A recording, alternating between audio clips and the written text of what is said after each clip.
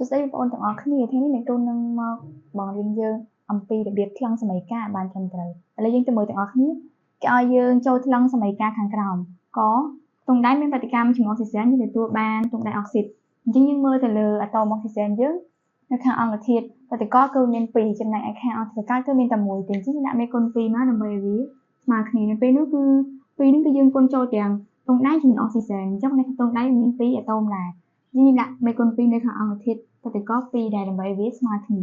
ខសូដ្យូមមានប្រតិកម្មជាមួយទឹកយើងទទួលបានសូដ្យូមអ៊ីដ្រូស៊ីតជាមួយអូស្មန်អ៊ីដ្រូសែនយើងមើលទៅលើ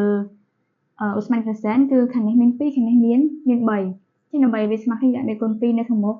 សូដ្យូមអ៊ីដ្រូស៊ីតនៅពេលនេះគឺយើងគុណចូលទៅគឺ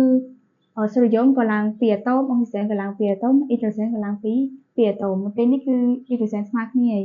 ចំណែកឯអុកស៊ីហ្សែនគឺដាក់មេគុណ2ឡើងណាដើម្បីវាស្មើគ្នាចំណែកសូដ្យូមក៏មាន2អាតូមឡើងនៅខាងអង្គធាតុកាល់អញ្ចឹងដាក់មេគុណ2នៅខាងមុខអង្គធាតុប្រតិកយើងដែរចុងបញ្ចប់ហ្នឹងគឺសូដ្យូមកាបូណាតមានប្រតិកម្មជាមួយកាល់ស្យូមក្លូរូយើងទទួលបានសូដ្យូមក្លូរូជាមួយនឹងកាល់ស្យូមកាបូណាតអញ្ចឹងយើងមើលទៅលើរហ័សសូដ្យូមនៅខាងអង្គធាតុប្រតិកគឺមាន2អាតូមចំណែកខាងកាល់គឺមានតែ1អាតូមអញ្ចឹងយើងដាក់មេគុណ2ហ្នឹងតមកយើងគុណចូលទៅ Cl ដែរអញ្ចឹងណា Cl យើងឡើង2អាតូមចំណែកអង្គធាតុប្រតិករបស់យើងគឺមាន2ដែរអញ្ចឹងវាស្មើគ្នា CO3 មាន1ដុំអញ្ចឹងខាងនេះគឺមាន1ដុំគឺវាស្មើគ្នាហើយអញ្ចឹងការថ្លឹងសមីការរបស់យើងគឺចាប់ត្រឹមប៉ុណ្ណឹងបើមានចម្ងល់អីអាច comment សួរនៅខាងក្រោមវីដេអូបានអរគុណជម្រាបលា